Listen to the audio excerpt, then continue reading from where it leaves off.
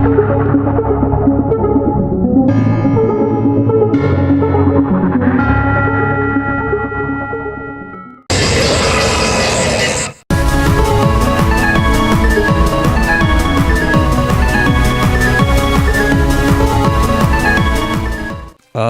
guys, we're here with our NPL Season 3 draft analysis video. If you guys have not been paying attention to the NPL Twitter, which you guys should go follow, by the way, it will be down in the description below.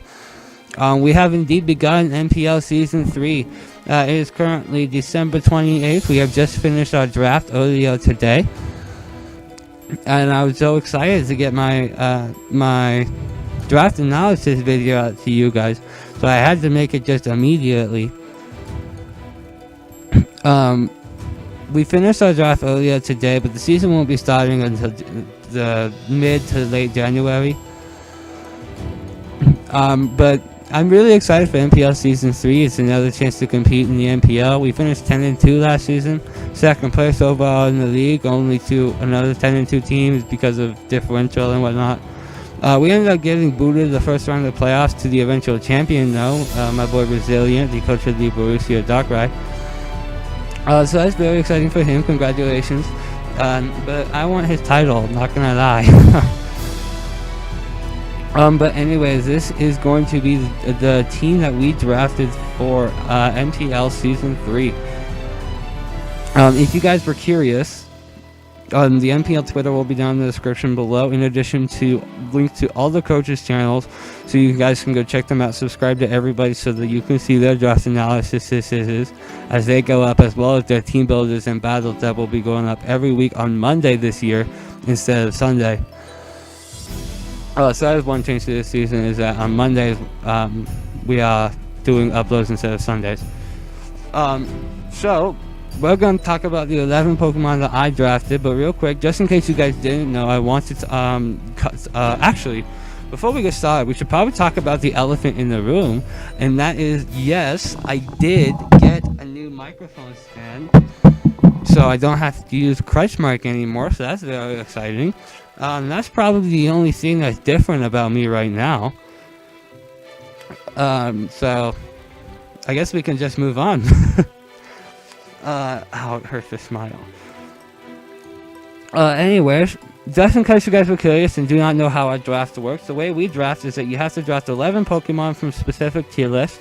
We have Tier 1, Tier 2, Tier 3, Tier 4, and Tier 5, as well as Mega Tier 1, Mega Tier 2, Mega Tier 3, Mega Tier 4, Mega Tier 5. Each team has to draft a Mega Evolution, 1 Tier 1, 1 Tier 2, 2 Tier 3s, 1 Tier 4, 1 Tier 5, and then you get 4 picks that you can pick based on 400 points. What you do is you spend those 400 points on Pokemon from specific tiers. Tier 1 is worth 180 points, Tier 2 is worth 120, Tier 3 is worth 100, Tier 4 is worth 60, and Tier 5 is worth 40. So you have 400 points to spend on 4 Pokemon based on those given tiers. However, you can gain more points if you take a lower tier Mega. If you take a Mega Tier 1, you get no bonus points, but if you take a Mega Tier 2, you get 440 points to work with instead of 400. If you take a Tier 3, you get 480. Oh, I'm sorry, if you take a Tier 3, you get 460. If you take a Tier 4, you get 480, and if you take the only Tier 5, which is Mega Kamala, you get 500 points to work with instead. I'm waiting for the day that somebody actually does that, but that will not be this season. Not me, that's for dang sure. I do not go with Mega Kamala, mostly because it's only good in Trick Room, and I can't use Trick Room to save my life. But anyway, that is how our draft works. Franchising was not allowed this season. We thought it would be kind of busted due to the fact that there's a bunch of new mons. So we didn't really want franchising to exist this season. It could come back next season. We don't know for sure yet. We're not worried about NPL Season 4. We'll just start in NPL Season 3. But anyways, we will real quick go over the team that we had drafted this season. So I was the 9th overall pick this season based upon my playoffs performance and my record throughout the regular season. I was given 9th overall place.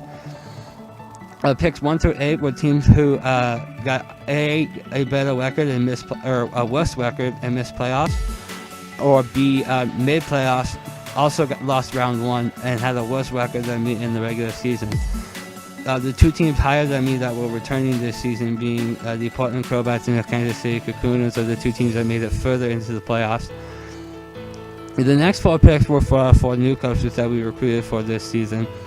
And then the last pick was for our current champion, Mr. Resilient, the coach of the Borussia Dortmund. So he got the 16th overall pick. And actually for winning the league, he gets 420 points instead of 400 to work with. So that's exciting for him. So with the 9th overall pick, I really wanted to use this thing for a while now in League, and I was kind of banking on the fact that everybody, or at least a lot of people, would want to try out the new stuff. So, perfect example, Tapu Lele went 1st overall. I think 2nd overall ended up being Mega Lopunny. But 3rd overall, I believe... 3rd overall was Celesteela, and then 4th went Magearnut, and then Tapu Koko, and then Tapu Bulu. Things like that. So a bunch of new stuff ended up getting taken. So I was really banking on the fact that people would really want to use new stuff, and I was able to get something that's really good from a previous generation that kind of slipped under people's radars because people wanted such new stuff, and that was landorus-i Incarnate, who recently got promoted. Excuse me. Who recently got promoted to being able to use Sheer Force. Last season, if you drafted landorus-i Incarnate, you can only use Sand Force. You can not use Sheer Force, but in Season 3, we are allowing Sheer Force. So I am introducing to you Gaia, our landorus-i Incarnate. If you look at those stats, it's a decently fast, with 101 speed mixed attacker.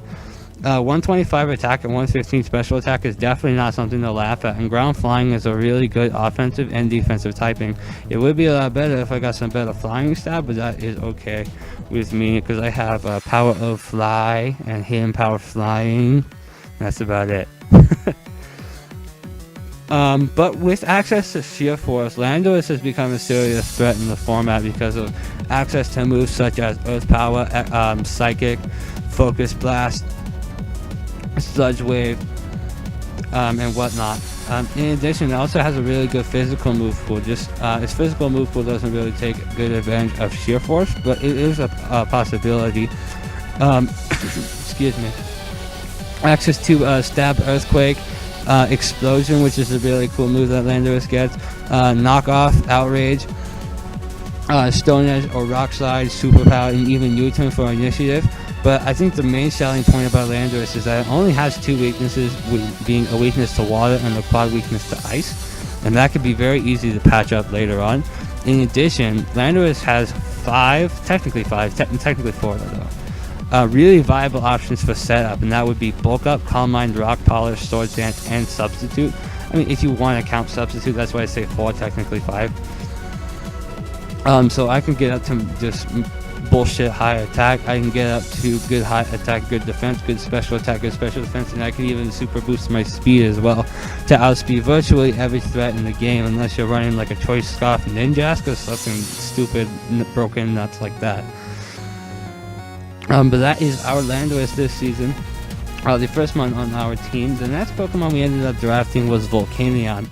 Now, Pompeii, our Volcanion, has really good defensive synergy with landorus.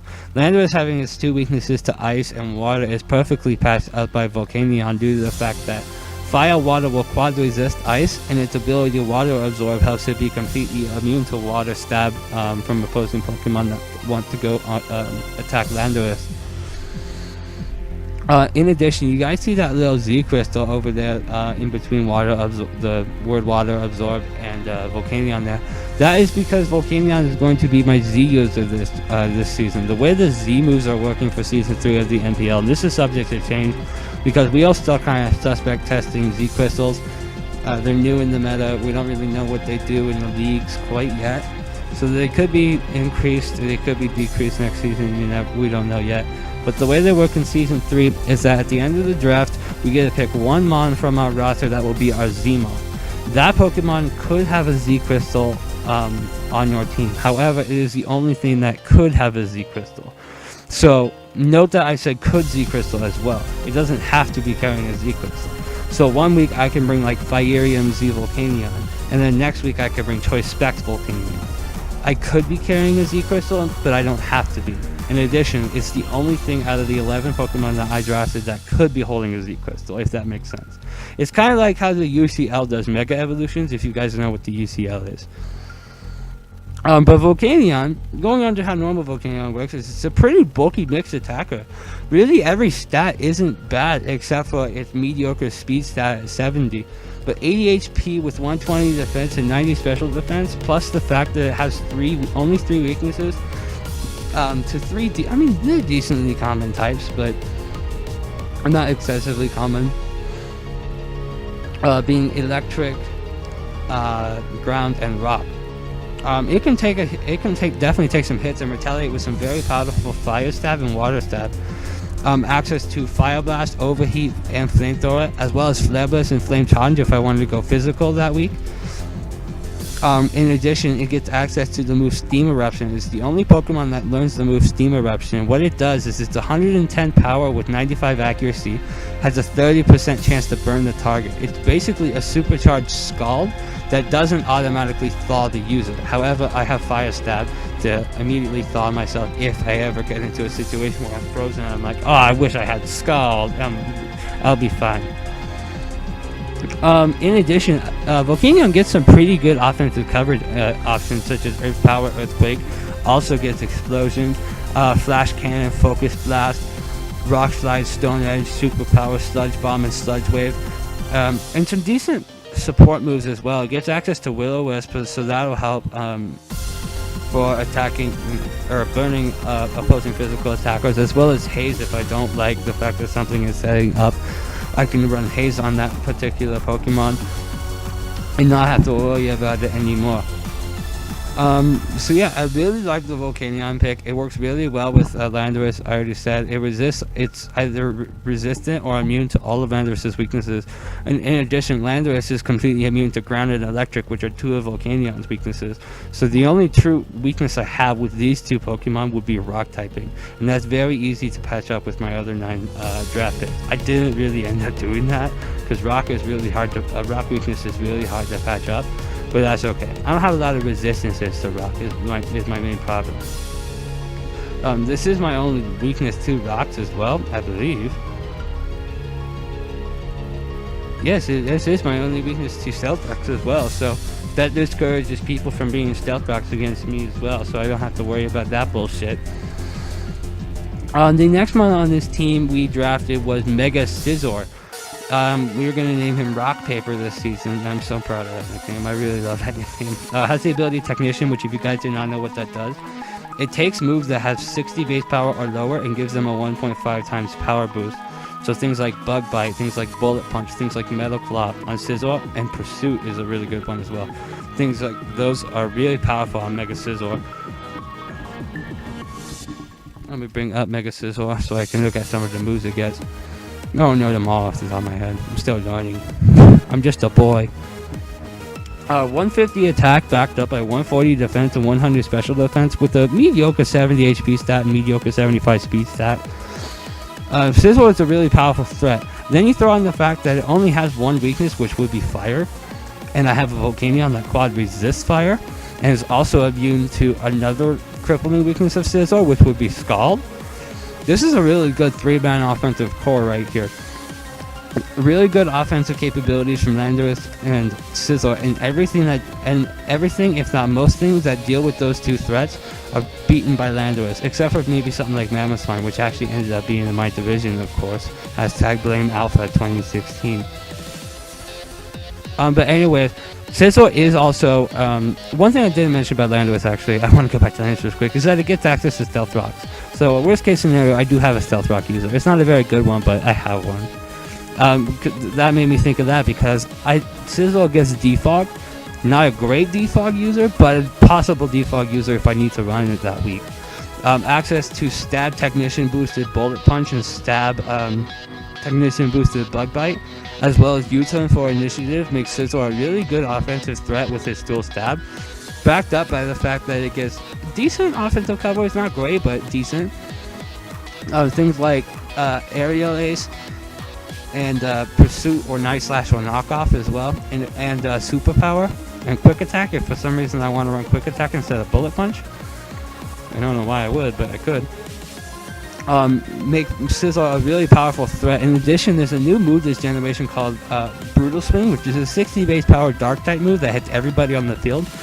That extra effect won't help me in singles, but however, it is technically a more powerful move than Pursuit or is it more powerful than Knockoff? No, it won't be more powerful than Knockoff if they have an item. But the second they get rid of this item, Brutal Swing will be more powerful than Knockoff. So that could be an option as well if I don't want to run Pursuit. And there's always the infamous, and by infamous I mean my buddy Trevor, the owner of the NPL, ran it once. There's always the option to go Technician boosted hidden powers as well from that powerful base 65 special attack.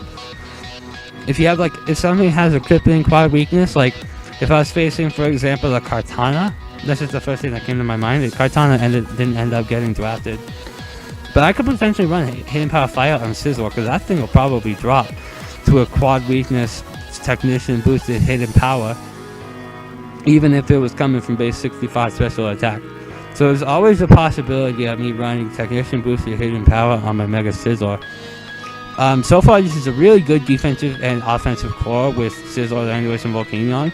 So at this point, I kind of want to build a supporting cast similar to what I did last season, except with a much different core. And at this point, I knew I wanted to grab a Fairy type, and there weren't that many good Fairy types left. All the Tapus were gone. At this point. And let me scroll down to the one I picked so I can look at the other base moves.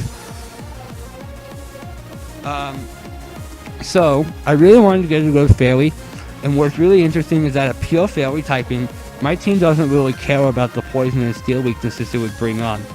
I have Scizor to resist steel.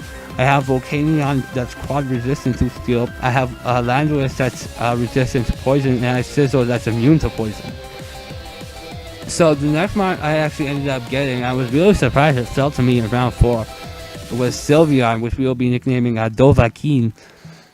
Has the ability to Cute Tom and Pixelate. You'll usually see me running Pixelate. I'd say there's like a 99% chance I'm going to be running Pixelate. 110 special attack and 130 special defense make this thing a very powerful threat. In addition to its pure Fairy typing that only has 2 weaknesses, and those 2 weaknesses are not very common types.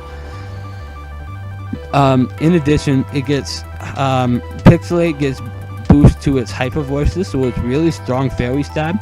And even if I needed to run Cute Charm, I get Moonblast for Fairy Stab as well. A couple of offensive coverage options, but mostly it's going to be limited to Hidden Power, Psychic, or Psy-Shock. Actually, Sylveon does not get Psychic. It only gets Psy-Shock. That is something I did not know. So I'm pretty much limited to Hidden Power, Psy-Shock, and Shadow Ball for offensive coverage options. In addition, I could potentially be running a like a Subcom line set. I know it's really common. Baton Pass for Initiative. Even if I'm not passing anything, at least I can have Baton Pass for Initiative. But what's also really cool about Sylveon is that it gets access to the moves Heal Bell and Wish, as well as Protect, of course, to make this thing a real threat to be a Cleric. So if Scizor or Landorus ends up getting burned or poisoned or something like that, actually Scizor can't be poisoned unless it's the Salazzle. I can go into Sylveon and use Heal Bell and then use Wish and then switch into them, and then they're back up to a decent chunk of health. So Sylveon will definitely be a very powerful asset on my team. It helps me start up a Fairy Dragon Steel Core, which will be nice because I likely will not be getting a Fire, Water, Grass Core due to the fact that I already have a Fire type and a Water type in one Pokemon. And the Fire, Water, Grass Core is only good when you have 3 Pokemon, 1 Fire, 1 Grass, 1 Water. And depending on how my draft goes, I might have enough room to pick up an extra Fire type or Water type, and the Grass type as well, but chances are I will not. So we're pretty much going to be limited to a Fairy Dragon Steel Core so far, but Sylveon and Mega Scizor is the start of a really good one. If you're asking me, the next one I drafted, what was it? Oh, that's right. So I can bring it up over here and look at his moves. The next one I drafted is, I knew at one point I wanted to get a Fighting type because Fighting is one of the best stabs in the game in my opinion. And I didn't really like using Sock last season. I don't know, it just didn't really fit my playstyle, so I wanted to get a much better fighting type, not flying type, excuse me. A much better fighting type that fits me a little bit more. So what I ended up getting was Conkeldurr, who recently got demoted down to tier 2 this season. That's why I was able to afford it. So we have Gronk. Our Conkeldurr has 3 possible abilities, all 3 of which are very viable, being Guts, Iron Fist, and Sheer Force. Guts, if I ever get status, my attack gets super boosted. Iron Fist increases the power of punching type moves. So things such as Ice Punch, Fire Punch, Thunder Punch, Drain Punch are the ones I can think of off the top of my head. Dynamic Punch, I guess, but I'm probably not going to run that ever. And access to Sheer Force, and what Sheer Force is the same ability that landorus has.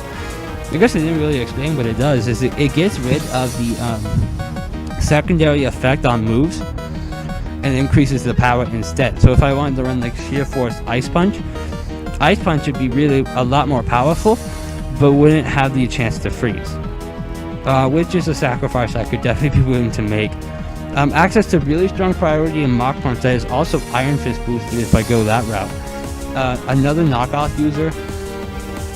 Overall, this thing's just going to be a really powerful offensive threat and has a setup option with Bulk Up. It's a really similar pick that I had last season with Sock, except Conkeldurr is a bit more bulkier and in turn a bit more slow. But that's okay with me. Conkeldurr will end up actually being the slowest thing on my team at base 45, so I can live with that. Oh, I didn't even realize, but, well, I guess I did realize, but I didn't think of this at the time. Another setup option I could also have is Power Up Punch, with the Iron Fist boosted Power Up Punch. My jaw, sorry. That could be a really powerful option. So the next thing I ended up drafting is the fact that Scizor was my only means of hazard removal, and the chances of me running Defog on Scizor every single week was at all-time low. I knew I was going to need to get a rapid spinner. In addition, I also kind of wanted to use a Pokemon that could be a status absorber, so I don't necessarily have to run Guts Conkeldurr every single week if I don't want to. So Rapid Spin, Status Absorber, I think you guys know what I'm talking about. And the fact that it's a new Gen 7 Mon is even better, so I get to use some new stuff. And that Pokemon is Kamala. Now, I definitely think I could have taken this a little bit later, but nonetheless, I'm very happy with this pick. So we have Eucalyptus, or Comatose Kamala. What Comatose does is it's an ability that prevents me from being statused except for sleep. So I can only be put to sleep. I cannot be burned, paralyzed, poisoned, or frozen. I'm not sure about Confusion or Infatuated. I'm not sure how that works. I'll have to research that. But Kamala is a normal type. Normal type is actually a typing I didn't have on my Season 2 team. So that gives me a nice ghost immunity. In addition, I have Sylveon and Landorus to handle Kamala's only weakness as of this point, which is fighting. So my only true weakness is at this point, actually no, I now have Conkeldurr to deal with the rock weakness. So really my only weaknesses would be the flying type weakness that Conkeldurr brings, because I can deal with the fairy with Scizor and Volcania really well, and I can deal with the psychic weakness with Scizor decently. Excuse me. In addition, Kamala is a really interesting Pokemon. Something that is very good at being support with access to moves like Wish and Rapid Spin, but is also really good at being offensive with access to moves like Bulk Up and Swords Dance, and really good coverage options. Stab, Return / Frustration is my best bet for normal Stab, unless I'm going Facade, but actually no, there's no point going for Facade, I cannot be statused. Access to moves like Brick Break, Earthquake, Play Rough, Rock Slide, Shadow Claw, Sucker Punch for priority even. Wood Hammer and U-Turn as well. Excuse me if you heard that. I apologize. So access to some decent offensive coverage as well as Rapid Spin and Wish. I'm pretty much sold on Kamala. I really like this Pokemon. I think it's gonna do great things for the team. Let me pick up the next mon real quick over here on Showdown, which was you. We have actually a returning member to the Reno Regis, but not really a returning member to the Reno Regis. It's a Pokemon that I used back in my NPL Season 2 tryout tournament, which got me into the NPL in the first place. That I actually really wanted to use in Season 2, but ended up being franchised by Nick, aka Reckless Bad, really early on, so there was no opportunity for me to get a chance to use it again. But it's a really interesting Pokemon. Excuse me. That Pokemon was my friend Tyrantrum, aka Monarch. Shout out to you. If you remember when I used Monarch the Tyrantrum back in the NPL Season 2 tryout tournament. Rock Dragon is a really good offensive typing. Due to the fact that usually ice types are what is your go-to thing to deal with dragon types if you don't have a good fairy type, and rock type just absolutely fucks up that ice type's day. 121 attack and 119 defense is really good. Every other stat is mediocre. I guess HP is pretty good at 82 as well. Special attack is poor, special defense is poor, and speed is mediocre. But that is okay because I get access to Rock Polish and Dragon Dance for potential setup that can boost my speed and compensate for that a little bit. And in addition, I get 121 at stab, Rock Head boosted. What Rock Head does is it prevents you from taking recoil damage. Head smashes. That is some dangerous stab right there. Throw on Dragon Stab, whether I want to use Dragon Claw, Outrage, or Dragon Tail. And I'm a really decent threat to potentially clean up a game or just dent holes in walls. This is also my second Stealth Rock setter, so I don't always have to run Stealth Rocks on Landorus now if I want to bring them, which is very nice as well. And I get some decent coverage options as well, including Crunch, which could potentially be Strong Job boosted, Superpower, Fire Fang, Ice Fang. I believe I get Thunder Fang as well. I am correct. Iron Head to deal with opposing fairy types if I need to. I apologize. And another really cool coverage option is Zen Headbutt. So like I said, I also get Rock Polish. I do not get Sword Dance, which is unfortunate, but I get Substitute too. So Sub Rock Polish, Sub D-Dance could potentially be a set 1 week. I also get Earthquake. I don't know why I didn't mention Earthquake as coverage options. But Tyrantrum is going to be a really good Pokemon to use. I could potentially use it as a physically defensive wall. I could potentially use it as a wall breaker. I could potentially use it as a late game cleanup option. In addition, it quad resists fire, which fire has become will slowly become a weakness on my team. That this will definitely help patch it up. Because as of right now, I have this and Volcania to deal with fire types, and only Sizzle Rita fire types. However, I am going to get 2 more picks later on that are not going to help that, and that will actually end up with more fire weaknesses and resistances. So, and one of those picks is actually happening right now. I got Rosalyn. I actually originally, I was busy when picks were happening and whatnot. Like, I didn't even get to make any of the last 5 of my picks. So Resilient was very nice enough to offer to help make my picks for me, as long as it was stuff that he didn't want, of course. So I had originally told him, like, this round just go Tyrantrum and Decidueye.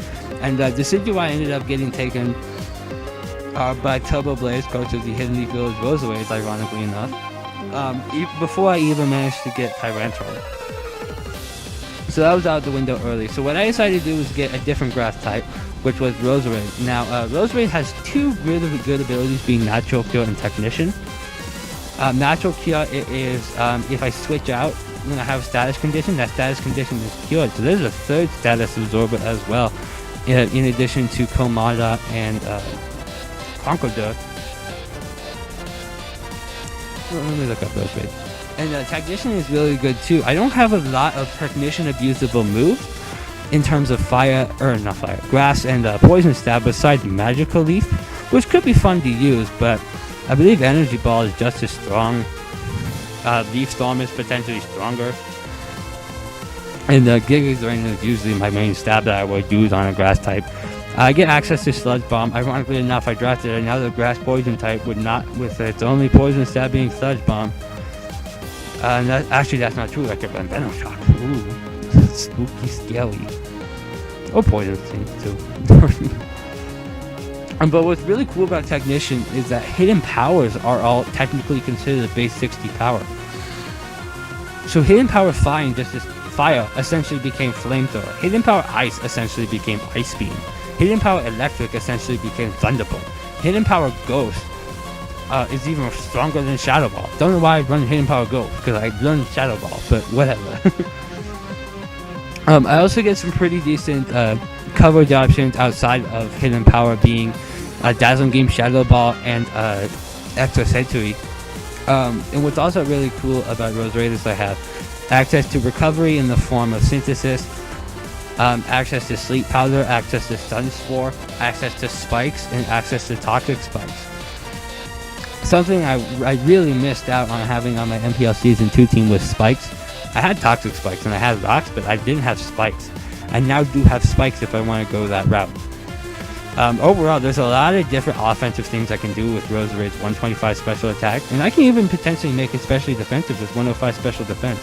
60 HP isn't going to necessarily help it, but it could probably take a hit or two on the special side, and 90 speed is not bad at all either.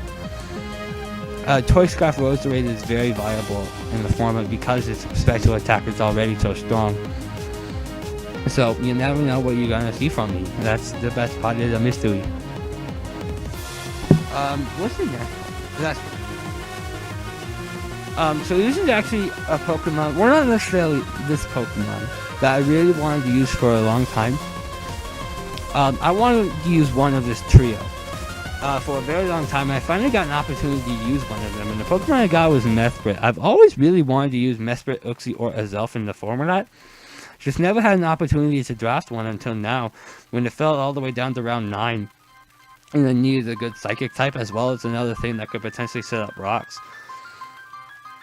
105 in every stat except for 80 in HP and speed makes it pretty viable to be unpredictable and versatile. Things like something I did with Duratu last season. In addition, as I said, it gives access to setting up Stealth Rocks, access to the move Healing Wish, which is nothing but beneficial, access to Initiative with U-Turn, and really good offensive coverage, including Psychic, Stab, both physical and special. Physical and special electric coverage with Thunder Punch and Thunderbolt. I get Shadow Ball, I get Ice Beam and Ice Punch, I get Knockoff, I get Power Up Punch, I get Fire Punch, Grass Knot or Energy Ball, Dazzling Gleam, I even get Acrobatics, I didn't even know that. Access to Screens if I want to run that every week, and access to Thunder Wave. Anything that gets Thunder Wave is immediately fucking awesome in the format, so that's exciting. Overall, Mesprit is going to be a really good Pokemon on the team because it can do so much. It can be bulky in support 1 week with things like Thunder Wave and Stealth Rock, or it could be straight up offense. Like I could run like Toy Specs Mesprit with Psychic and Thunderbolt and whatnot, just because I can. Because fuck you, that's why. But anyways, Mesprit's going to be really fun to use. I've never gotten to use one of the Lake Trio Pokemon before, and I'm really excited to use it. The next thing I ended up getting drafting, so at this point, I had drafted Tier 1, a Tier 2, 2 Tier 3s, a Tier 4, a Mega Evolution, and 2 3 points, which ended up costing 360 points. Because I have a Tier 1 Mega, I only have 40 points left. I still need to get a free Tier 5, so my last 2 picks ended up being Tier 5.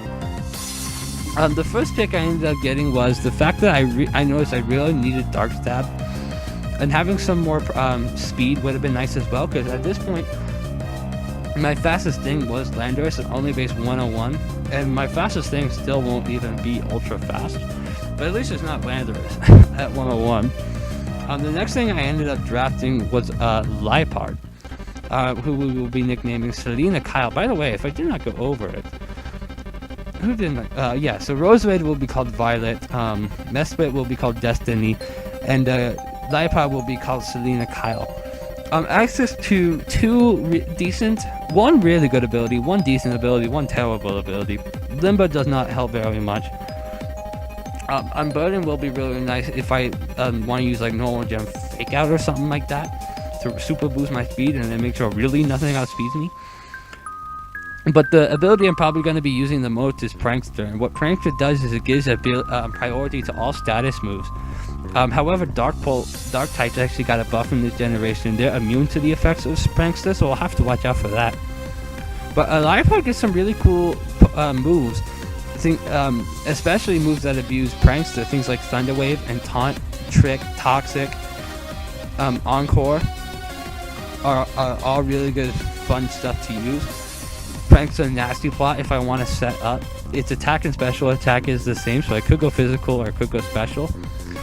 Access to U-turn as well for coverage. Access to priority Sucker Punch, so it's even got priority offensively. Access to Pursuit, Knockoff, and Night Slash and Dark Pulse for tons of different stab options. And not excellent, but still pretty good offensive coverage as well, with access to moves like Play Rough, Grass Knot, Gunk Shot, and even Seed Bomb, which I didn't know that. So Liepard is going to be actually a lot of fun to use. I've used it down in NU before, but I've never used it in League. So I really hope it puts in work. I think it'll be a lot of fun to use. Okay, so the last Pokemon rolls around, and at this point, there's a bunch of stuff I'm missing. I'm missing 3 really important stabs, in my opinion, which would be Electric, Ghost, and Ice. And I can only pick 2 of them. So I thought about going with Rotom Frost. I thought about going with normal Rotom. But what I ultimately decided to do was go with Frostlast and get my Ice and Ghost stab. And the main reason I did this is because of the speed of 110. So here we have Wisp Mother, our Frostlast. Ice and Ghost is a really unique typing. With ability Snowcloak and Cursed Body, I mean, nobody... Actually, no, somebody did draft the Bomber Snow. I forget who, but somebody did. So, I mean, Snowcloak might come in handy once. Cursed Body is usually what you'll see me use, though. Potential to randomly disable moves. In addition, I also get access to normal disable and some other really cool status moves. Things like disable, Destiny Bond, Thunder Wave, of course. Everything with Thunder Wave is amazing. Another Spike Setter, access to Trick and Switcheroo, if I want to, like, Toy Scarf Twick or something. Access to all 3 main stabs that you want, or not stabs, all main statuses on your team with Will-O-Wisp, Toxic, and Thunder Wave, so that's going to be really cool to use as well. Stab Ice Beams, stab Shadow Ball, stab Ice Shard for the sake of priority. Even though it'll be equally as strong as my Ice Beam and Shadow Ball. I something I didn't even notice I did really well this year. I got a lot of good mixed attackers. Psychic for coverage as well. There's also Crunch, but I don't know why I would use Crunch when I have Ghost type moves. Maybe I'm afraid of the normal typing. Excuse me. Access to priority Sucker Punch as well. Overall, I think Frostlast is kind of an underrated mon. It's definitely not excellent, but what it needs to do, it can do. Suicide Spikes lead is a very common set. I could even potentially run offensive with Ice Beam and Shadow Ball and Thunderbolt and Psychic, for example, or something like that. You never know. So that is the 11 mons that we drafted on this team. You can see them all there, down there at the bottom. And what I wanted to do was make a layout piece showing off our schedule. So our division this season, there's the Sun Conference and the Moon Conference. We are in the Moon Conference, and within the Moon Conference there's the Tapu Bolu division and the Tapu Fini division, and I am in the Tapu Fini division with Mr. AlphaDrops, the coach of the Rocky Mountain Marowaks, and Mr. Infernus Gaming, coach of the Los Angeles Go-Go's. 2 of my division rivals from last season, so that's interesting.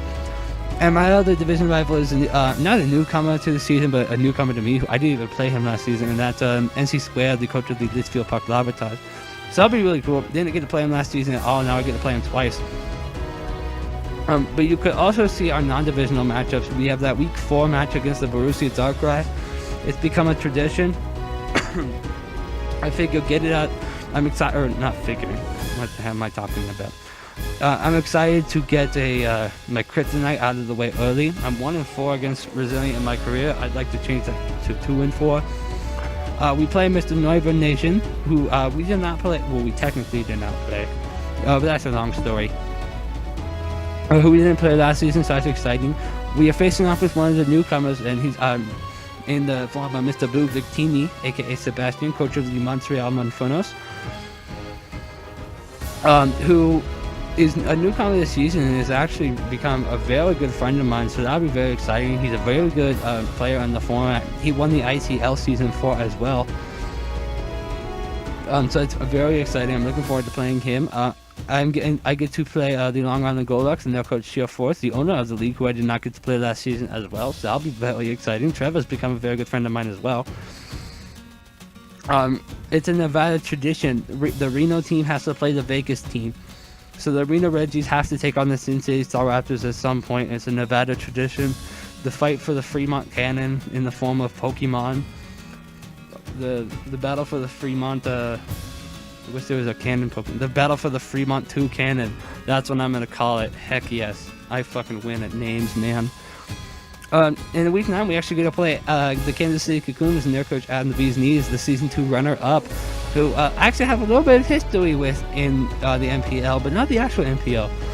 Adam was an opponent I faced in the NPL Season 2 tryout tournament when I was in my tryout tournament. I ended up losing to Adam, so I'd like a rematch with Adam. I think that'd be a lot of fun. So there you guys could see my my NPL Season 3 schedule.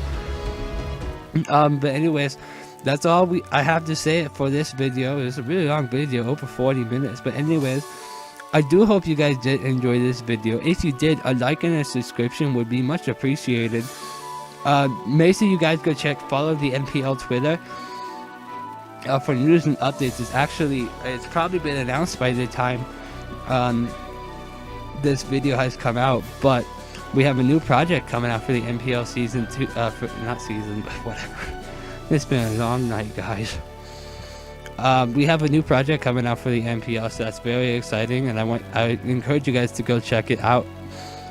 So go follow the NPL Twitter. I'll leave my Twitter as well down in the description below if you want to follow me. And you can go ahead and subscribe to all the NPL Season 3 coaches down in the description as well. But anyways, that's going to be it for this video, and I will see you guys in what will likely be our week 1 team builder against the Litchfield Park Lavatards. So anyways, that's going to be it for this video, and I will see you in the next one. Later.